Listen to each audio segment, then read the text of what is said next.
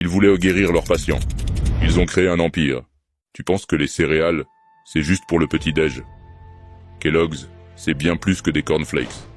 C'est une marque née d'un accident, dans un hôpital. Tout commence à la fin du 19e siècle, aux États-Unis. Le docteur John Harvey Kellogg dirige un sanatorium dans le Michigan. Il est obsédé par la santé, l'hygiène et la nourriture pure.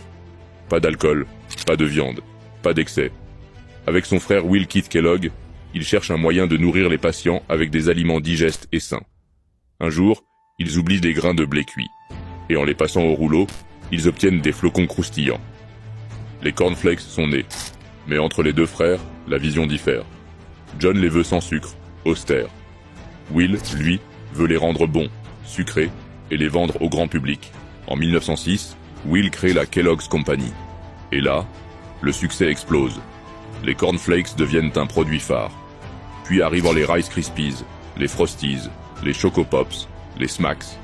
Et surtout, des personnages cultes, Tony le Tigre, Snap Crackle and Pop, etc. Kellogg's devient une icône de la culture pop américaine, présente dans des millions de foyers à travers le monde. Mais derrière les céréales sucrées et colorées, il y a une histoire de médecine, de conflit familial, et d'un homme qui voulait juste vendre la santé, avec du goût. Kellogg's, c'est l'histoire d'un flocon oublié, devenu un empire du petit déjeuner. C'était Marque-Page.